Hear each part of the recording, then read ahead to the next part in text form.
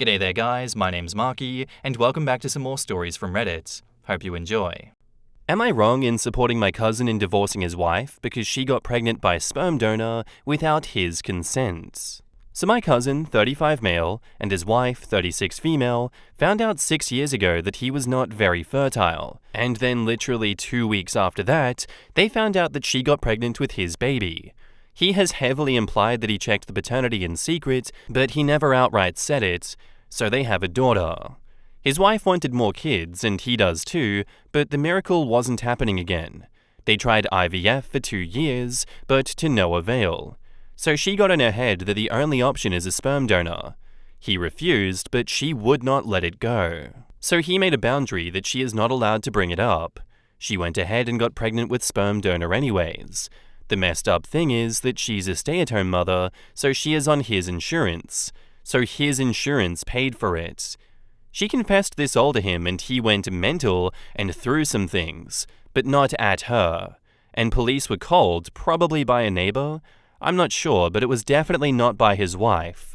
He wasn't arrested because she told them that he didn't touch her, but he was advised to go somewhere else for the night. So he went back to his parents. He has not returned or even talked to her. She's been withholding his daughter from him. Officially because of his violent outburst, but what she really wants is for him to come home. But he is refusing. He has filed a petition for divorce in court and for custody.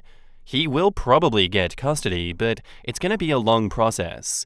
His wife tried to tell him, through friends, that she wants him to have his daughter, but he needs to agree to therapy with her so that she knows that she will be alright with him. She is also saying that she is sorry and to not give up on his family for her mistake.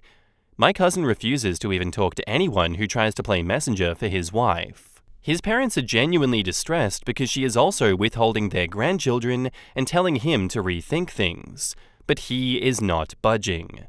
I personally had my ex leave the state when she was pregnant, and I still got custody by just moving to that state. He is in a way better position legally, and she can't just take his daughter away if he just listens to his lawyer. So I think the parents' fears are unfounded. I talked to him on the phone, and he told me that he would rather lose his daughter than negotiate or talk to his wife in any way. I can't help but be impressed by his mutual destruction strategy. The problem is, I'm the only one who thinks that he's right, fully. People are on his side, but they want him to come to the table and talk things through. He says there is nothing to talk about. In the comments, Necessary Habit says, he can and will at least get partial custody of his daughter, and he should absolutely try. He needs a good lawyer. As far as the involuntary sperm donor baby, he can contest paternity. But you're not wrong. How can anyone support a woman sneaking to a sperm shop behind her husband's back and then weaponizing the child they have together for power and control? He can, but I question how she was able to do that without his signature. Well, assuming that she used a clinic, there's a lot of backyard donors who don't ask questions. Not wrong. There is nothing to talk about. She ended the marriage. As part of the divorce and custody, they will probably be advised to download one of those co-parenting apps, and all communication is done through that. OP says, "Oh yeah, no one told me about those when I was fighting my case. Could have saved me a lot of headaches." Frankly, her going behind his back this way is no different to her having an affair, and I think that people are failing to see it that way. It's definitely a coercive infidelity. Parental alienation would lead to her losing custody. He also needs to be declared not the father of the baby. YNW. Not wrong. People are 100% in charge of their own bodies. If she wanted to get pregnant, that was her choice. But spoiler alert, when you make the decision by yourself, you don't get to expect someone else to suffer the consequences. It was her choice, she made it, and now he's making his choice. She doesn't get to decide that her choices supersede his. Having bodily autonomy is crazy like that. I think OP is a bit of a lack of understanding reality Andy in this situation. She's definitely a piece of shit for going behind his back and getting a sperm donor and everything, but that doesn't mean that you abandon your own daughter. What's going on with that? Yeah, man, she hurt me, so I'm going to abandon my child. The actions of the mother means I must destroy the child. Destroy the child's life. Yes, that's justified. I'm gonna tell him to destroy the child's life. I don't understand why no one else supports me in this one. He should abandon his child. Bro, take 2 steps back and just read over what you wrote again. Imagine if your dad did that to you. How would you feel? For me, that's a everyone sucks here kind of decision. What is going on? I agree. She's nasty. She's manipulative. She should have just left the relationship, had that kid with a sperm donor, and, had her cake and eat it too there. Or at least one part of that conundrum. But no, she decided to go behind his back and do that. But that doesn't give him the pass to be like, well, now that I've been burnt a bit, I'm walking out. I'm leaving this family. I ain't paying child divorce. No, you absolute idiots. Your daughter is cooked with parents like those. Oh my god. Imagine having parents like that. Just insane. And now, on to the update. Here is the update that you guys asked for. It is not a pretty update. So, my cousin has been cheating with a woman on his wife for 2 years. Around that time, they started IVF, and he claimed that it was a very stressful time for him because he felt he was being judged by his wife, and he could feel her disappointment in him. That is his reason for cheating, and I don't buy it as an excuse. There were other better ways to deal with whatever he was dealing with. Oh, I yapped so hard to defend this guy, just to be let down. Why do people have to do the wrong thing? It came to light because his mistress found out that she is 13 weeks pregnant. The next day, I made that previous post. She claims it to be his child, but I'm not so sure what the truth is. I'm sure he will check for himself, though. So he took his mistress to his marital house to meet his wife and told her she is pregnant. I can't deal with that shit. So much mental illness, oh my god. And asked his wife whether she still wants him to come back. He then proceeded to kiss his mistress in front of his wife, and after a lot of arguments, there was an altercation where she threw something at his face, and thankfully police didn't get involved. And then Jerry Springer came from backstage and handed him a chair. They are definitely getting a divorce. I don't think his wife will want to continue the relationship now. That's the update.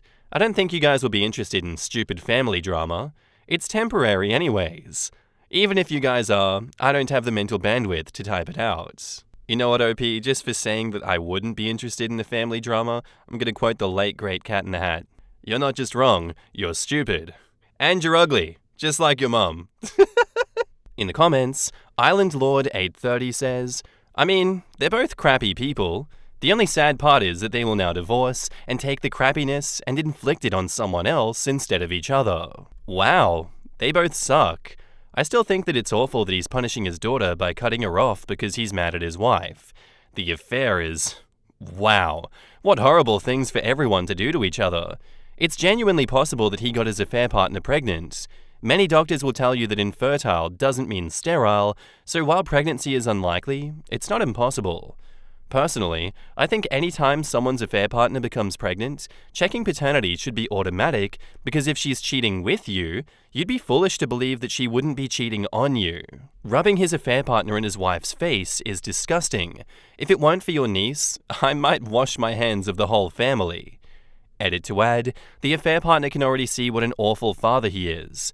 She's a fool if she has a kid with him, assuming that it is his. Here's how I see this thing panning out.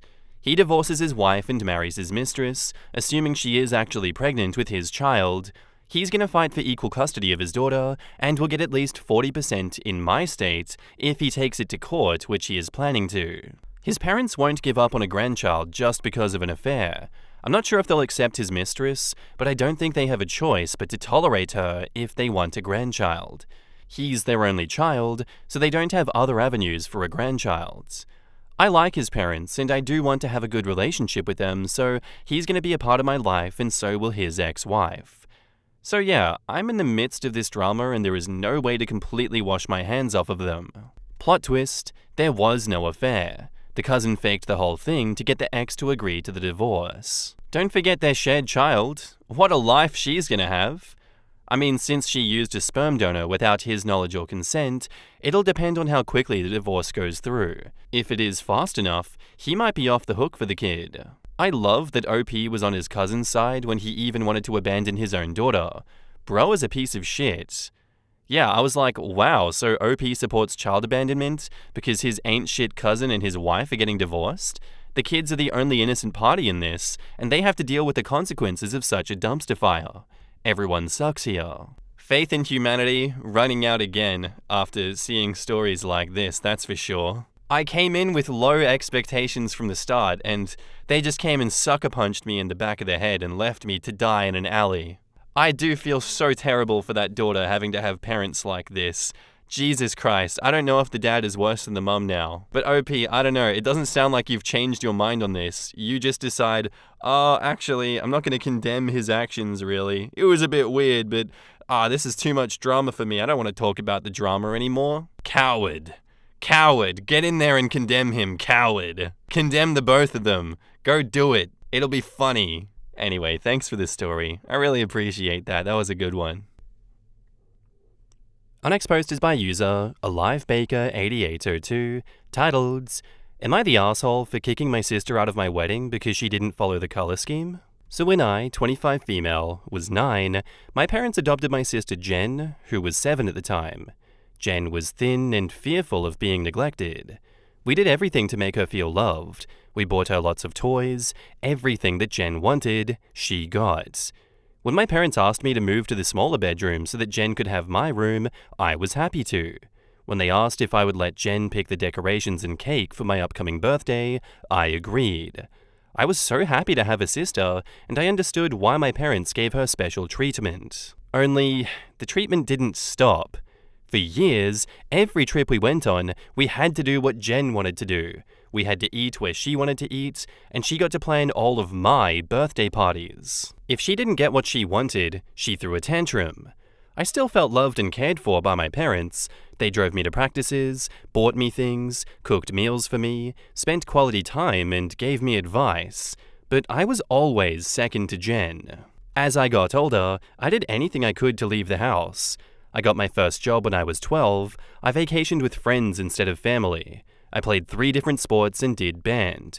I took my driver's test the day I turned 16 and bought a car the day after. I went to college on the other side of the country. Now that I make good money, I do things that I missed as a child. I take fancy vacations and throw elaborate parties as I please. My wedding was no exception. My fiancé Kip and I wanted everything to be perfect. We thought that it would be fun to have a color scheme. My favorite color is yellow and his is blue, so my guests would wear yellow and his would wear blue and mutual friends would wear green. I picked out a dress with green embroidered details and he picked out a boutonniere with green flowers. When Jen found out about this, she was mad. I didn't know this, but she hates yellow and it washes her out. She told me under no circumstances would she wear yellow. I shrugged and said that that was fine. I would just kick her out if she didn't wear yellow. There was no further discussion, but on my wedding day, Jen came in a purple dress. I told her to leave immediately. The color scheme was perfect, and she ruined it. Jen refused to leave until I threatened to call security. The rest of the wedding went smoothly, but afterwards, my parents were furious with me for kicking Jen out. I told them that I warned her she would be kicked out if she didn't follow the color scheme, but they said that they all thought that it was a joke. They said that it was cruel of me to kick my sister out over something so trivial. I told them that this was my wedding that I threw without their support, so I can kick out whoever I want to. Kip came rushing to defend me and even told my parents that they should be ashamed of how they treated me.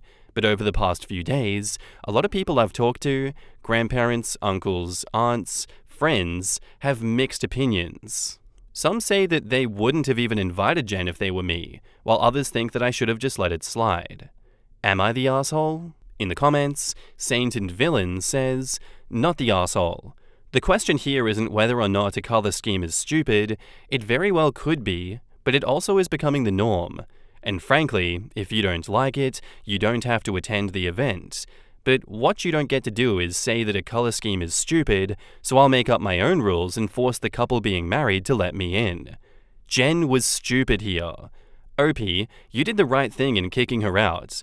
Her feelings that she can dictate the rules of your wedding aren't any worse than you having those rules in place.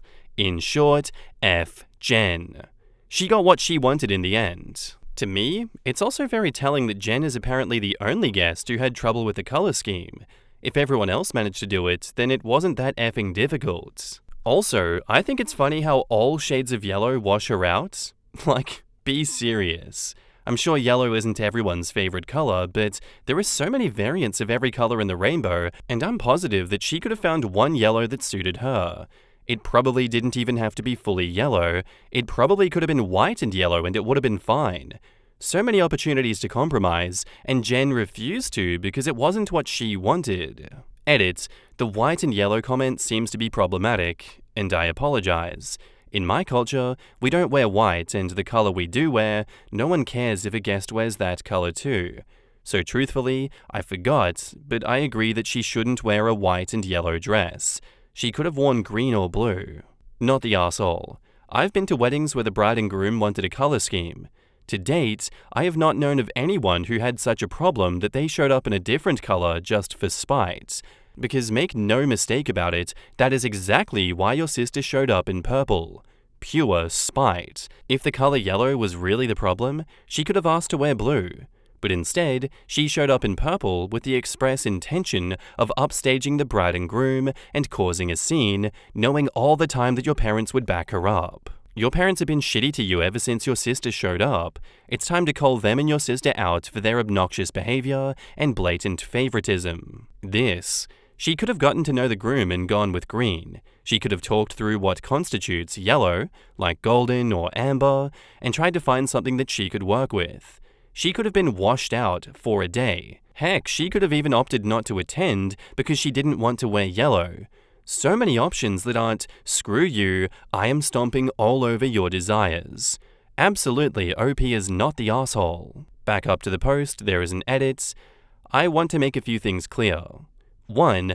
I figured people would assume this, but I did not ask my guests to dress head to toe in their assigned color. I completely understand that people might not have yellow formal wear laying around.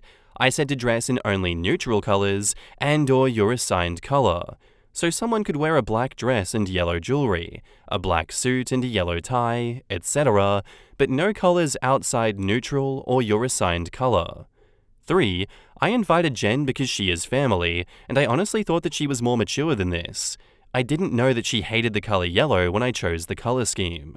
Well, that makes it even worse then. Jen had even more options, but chose to go with purple instead, which is not a neutral color. I don't know what your parents were smoking to think that it was okay for Jen to do that and to continually stay at the wedding like that, embarrassing not only herself, but you and the parents as well for probably floating around her a lot of the time to make sure that she's okay. Just really embarrassing behavior all around, and I don't blame you for kicking her out of the wedding because she deserved it. Like, what else is there really to say besides Jen is an embarrassment, she's a spiteful piece of shit, and she should probably just be removed from your life entirely after pulling this. Not the arsehole OP. And now, onto the update. First, thanks for all of your comments.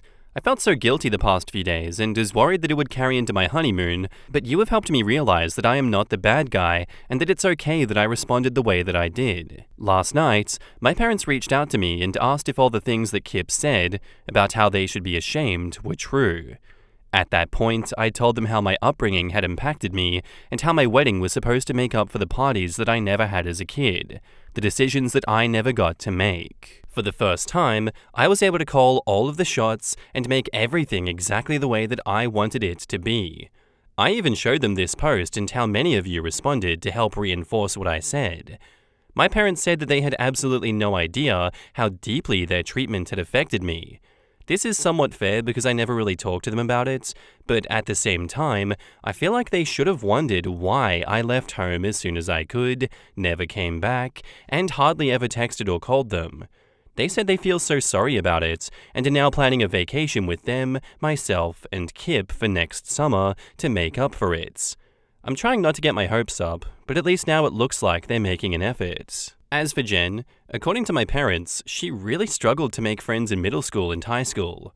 I didn't know this because I practically lived with my high school boyfriend my sophomore and junior year of high school and then graduated early. And Jen repeated a year in elementary school due to trauma, so we were 5 grades apart despite only being 2.5 years apart. My parents tried putting her in therapy, but she wouldn't cooperate. College was a slap in the face for her when she realized the world didn't revolve around her.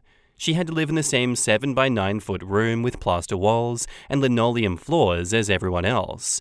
She dropped out after a year and tried getting a job, but got fired after a few months. At that point, my parents realized they really effed up. They told Jen that she had to either go to intensive therapy or they would kick her out. According to my parents, she's now taking classes at a community college and is hoping to transfer to a 4-year institution. She's doing better for the most part, though she occasionally lashes out. I'm glad that Jen is getting the help she needs and working towards a career, and excited about potentially going on a trip with my parents and husband, while also knowing that they might bail. I'm open to having more of a relationship with them, but I don't think that we'll ever be a super tight-knit family. Some wounds are too deep, but instead of dwelling on the past, I'm looking towards my future, starting a family with Kip and making sure that I don't make the same mistakes that my parents did. In the comments, obvious things, pointed out or not, her sister did wear that dress out of spite. Her parents didn't notice for any other reason than they didn't want to notice. Seems like the big lesson is, if you spoil a child, they become a dysfunctional adult. Someone should show this post to OP with a nightmare of a stepsister who had to be babysat as a 16-year-old because evidently she absolutely cannot be left alone. That OP should then forward this post to her dad and stepmother to show them the ghost of Christmas future their kid will have if she doesn't learn to realize that the world doesn't revolve around them. I don't think it would have mattered what color Jen was supposed to wear. I think she would have been a problem regardless, especially because she could have worn blue or green. And purple was a statement. It's literally on the opposite side of the color wheel from yellow. I don't know if that was intentional, but it sure is interesting. Her choices were yellow, green, blue, black, beige, or grey. 6 colors to choose from, and she still chose purple. Quote, "We did everything to make her feel loved. We bought her lots of toys. Everything Jen wanted, she got." When, oh when, will caregivers understand that material goods do not equal love? Toys can't heal trauma. Gifts don't replace quality time. You cannot forego guidance and discipline in favor of an iTunes gift card. And it sounds like they waited until she was a teen to get her therapy. Why wasn't she immediately put in therapy when she was placed? Because people expect adoptees and fosters to be blank slates for them to decorate, instead of highly traumatized babies, kids, and teens. The only reason adoption happens is because of trauma. It doesn't matter what the happy ending was, the trauma is still there, whether in the very beginning of the story or somewhat later. We need to do better in our foster systems. Our next post is by user suchend8176, titled, "Am I the asshole here for cutting my biological children out of my will and instead giving it to my stepson?" I, 60 male, know that title probably caught a lot of you out, but it really isn't what it seems. This entire situation has been agonizing for me, both physically and mentally. I don't even know where to start. I guess I'll try and be as succinct as possible so as not to bore anyone with the details. So I've been married for 2 years to my wife Jen, 58 female, with whom I am raising her son, 16 male with. Man, words can't describe how much I love that kid. I treat him fully as my own. He's such a nice boy, and I'm proud to say that he gets on with me very well. I also have 2 children from a previous marriage, 30 male and 27 female, from my now ex-wife, 60 female. Long story short, I cut my buyer's son and daughter out of my will. They are to inherit nothing. I run a rather successful business and own a few houses which are worth a lot.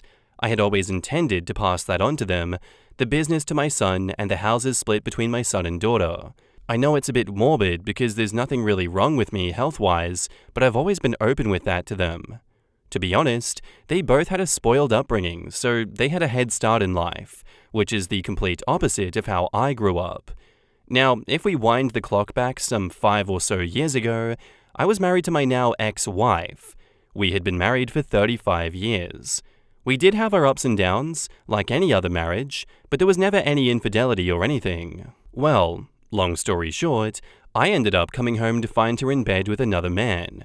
Of all the ways to find out your spouse is cheating on you, that was the one that I did not expect. Not because of how disrespectful it was, because at that point, respect is out of the window, but because of how stupid it was. I did a lot of late work at my office during that time, but surely they weren't that stupid. At that moment, I was seething in rage and had to restrain myself from beating the shit out of that guy. I ended up divorcing her and keeping my distance from her. I needed a lot of therapy and support to get through that. My relationship with my bio kids was still great, and they understood what I was going through, or so I thought. It was only recently when I went out for a drink with my daughter that she was all of a sudden quiet and not like her usual self. I asked her what was wrong, and she said she was scared to tell me. I calmly reassured her that everything would be okay. She then proceeded to spill her guts and say that she and her brother knew about their mother's affair, but that their mother had begged them not to tell me that they knew. My son ended up agreeing with his mother and convinced my daughter that this would be best. Oh, another one of these ones, huh? So they knew that their mother was having an affair, but were afraid to tell me. I couldn't believe what I was hearing. I asked her if she and her brother were angry at what their mother had done, and she said that she was, but that they couldn't cope with this, and that it wasn't their place to get involved. Well, by not telling me, they had involved themselves. I later had to confront my son over this. He hit me with the "it was to protect you" shtick. At that point, I felt very empty and cold inside. He began apologizing too, but by that point, I think I had enough. I've come to terms with the fact that my bio kids are fully grown adults now, and that this is how they've chosen to be. I'm not going to fully go no contact with my own kids. I can't bring myself to do that, but I don't want much of a friendship with them either. I had a sit down with them both and informed them that I'd cut them out of my will, and that stepson would be inheriting much of what they were going to get. This led them to have outbursts of which I myself didn't even experience when I caught their mother cheating. They accused me of being heartless and cruel, and how can I love my stepson more than them when he's not even really my kid? I told them both that he's more of my own than either of you two, and left. My stepson is very bright, and I'm sure that he could one day take over my business. He could pick any of the houses I own and raise his family with too, and do what he wants with the rest of the properties. My ex has been sending me messages calling me heartless too. I have to admit, I have thought whether I went too far on this. Am I the asshole here? In the comments, Huge Security says, "You're the asshole. Your children were put in an impossible situation. Tell you and break up their family, or not tell you and get to keep their family. You literally proved to them that they were correct, that they would lose a parent if you found out. You legally can do what you want, but you proved that you don't give a damn about your children and that they were expendable to you." OP says, "My children were fully grown adults at the time. They weren't kids." Yeah, let's be serious. The stepkid likes him, but could probably care less about him. He'll probably go to college and forget all about him. OP says, "Hey now, you are way out of line." There are a lot of comments, so I have to take time to read them all, but I have to respond to this one. That kid is like flesh and blood to me. I have more love for him than either of my bio kids right now, and I say that with sincerity. He calls me dad, he takes a real interest in my life and my business too. In fact, more than my bio kids did. I also see a lot of myself in him. My bio kids, on the other hand, spoiled too much, although a lot of that is their mother's fault, but partially is mine too. What an ugly situation. When I was 19 years old, I found out my mother was having an affair. I told my stepdad about the affair, he confronted my mother lied and told him that I was just trying to stir up trouble. I was thrown out of their house and ended up living in a homeless shelter for almost a month. Before one of my friends found out, and her parents let me live with them for 6 months while I worked and saved up to move into an apartment. During the month I lived in the homeless shelter, my stepdad found out that I was telling the truth when my mother took off with her affair partner. He never apologized to me, he never even invited me to move home. He didn't care that the child that he raised from the age of 5 was living in a homeless shelter for telling the truth. For a long time, I wished that I just kept my mouth shut about her affair.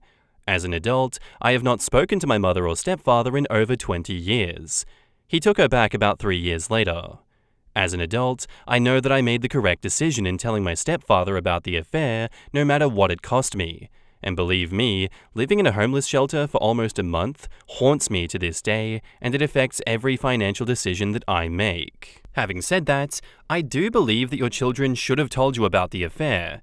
I also understand why they didn't. I do believe that your daughter deserves some grace because she did tell you the truth when it would have been easier to keep her mouth shut. I also understand OP's feelings of utter betrayal. I guess in summary, I would just say that I think therapy will help you work through your feelings of betrayal and hopefully can put you on a path where you can gain some perspective into the situation. One final note, your cheating ex-wife calling you heartless? She can go kick rocks barefoot. I had a similar experience, OP. Not exactly the same, but enough that I feel like my thought process may help here. In the end, my kids felt like they couldn't win. Either way, they were screwed by my ex putting them in the middle. I was devastatingly hurt and felt betrayed by them, something that I never thought that I would experience. My kids and I were incredibly close. How could they choose to keep secrets from me to help their father? After a few months, I decided to let it go. They were manipulated by my ex. Frankly, he had been doing that to me for years. How could I blame young adults for falling for the same shit that I did? Also, X had taken so much from me. I was damned if he was going to destroy my relationship with my kids too. I won't pretend that it wasn't hard to let go. It was. Reading your post reminds me of those feelings, but I am so glad that I moved on. I love my kids, and I won't give them up over a mistake. This is so similar to, a previous post we saw where the wife was cheating for 5 years and the adult children knew and decided to cover it up anyway. OP cuts them all out of his life and only spends time with his nieces and nephews. You can do what the final comment did and forgive them for that if you would like, OP, but you're entirely in the right to cut your kids off for doing what they did to you. Like, genuinely, who cares if your daughter finally came out to you after 5 years and was like, hey, so for the last 5 years, I've been lying to you about mum's affair and keeping you in the dark? Okay, cool. Where were you 5 years ago when it happened, when you could have had my back, but instead you lied to me for 5 years? I think that's completely inexcusable from both of your children here, and they deserve to be cut out of your will. I give no mercy for that. Both of them suck for keeping you in the dark. And, obviously your ex-wife, she's not going to get anything. I'm completely on your side for cutting them off, OP. Screw them. And now, on to the update. So I imagine many of you have been waiting for an update to my situation. There were so many comments to my original post that I basically gave up on reading them all, given that they unanimously agreed that I was in fact the asshole. Now I imagine many will be pleased that I did take the advice on board, but before we get into that, there are a few things that I need to address. I saw a lot of comments referring to me as some sort of heartless monster, which couldn't be further from the truth. I also saw a lot of comments claiming that my ex-wife married me because I was rich and that I deserved to get cheated on to escape my abuse. Reading this really made me both confused and upset as to how people had just invented the idea that my ex-wife was in some sort of loveless, abusive marriage and that she cheated on me to escape me. Honestly, it seemed to me that people were attempting to justify and defend her cheating. The characterization of her couldn't be further from the truth. The reason why I kept referring to my kids as spoiled is because they had a very different upbringing to myself. I'm from a working-class background. My parents worked blue-collar jobs, and it took me decades to acquire the wealth that I have. My ex-wife, on the other hand, was from a privileged background. Over the years, she mismanaged her finances with reckless spending habits, whereas I've been very tight with my finances. It is really odd to me how people desperately wanted to frame her in some kind of way. Anyway, I cleared my mind and braced myself to meet my bio kids. Reading the comments made me realize that I had misplaced my anger. My daughter had wanted to tell me from the get-go, but was manipulated into not doing so. I'm jaded. I don't believe that. That is a complete cop-out. I feel like that's an excuse. Her gut reaction was to help me. I was full of so much anger that it was really just hard to hide the pain that I was feeling, but it wasn't her fault. Honestly, I felt shame for how I hadn't considered how she felt. My son, on the other hand, he's always been a bit meek, but also closer to his mother.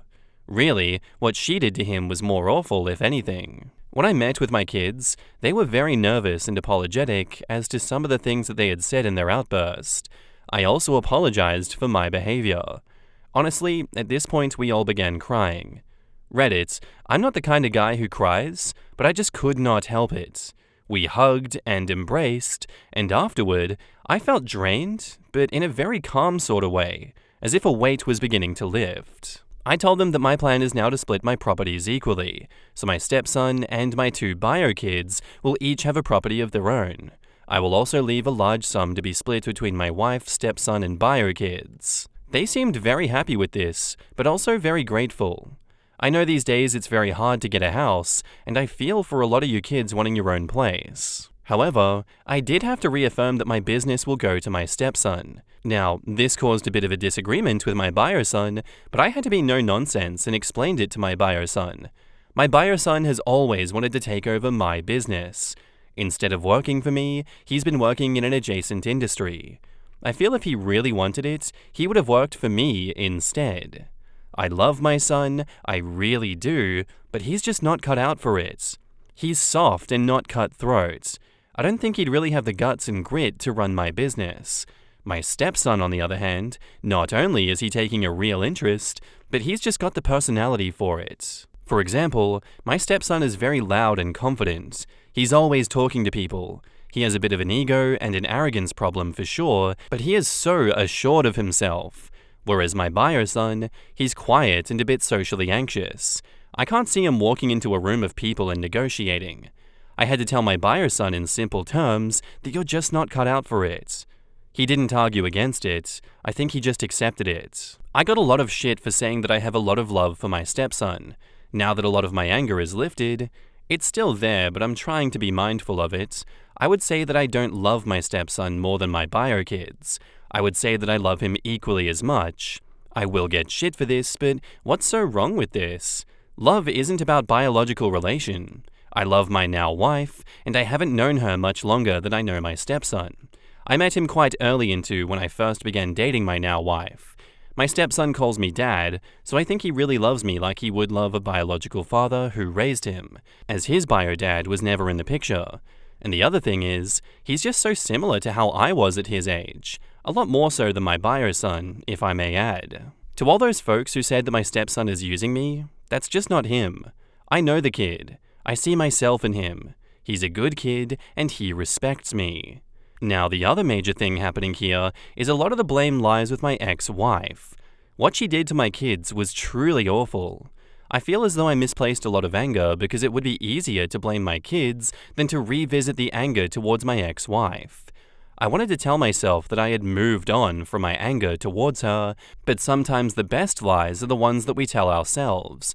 The truth is, I hadn't, and now I had to confront this anger again. My daughter told me that for a long time, she had considered going no contact with her mother, but that she had been too scared to do it.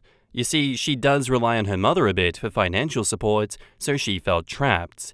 I told my daughter then and there that I think no contact would help her, and if she wants to do this, I will unequivocally support her financially. I will pay for whatever therapy or other expenses that she needs.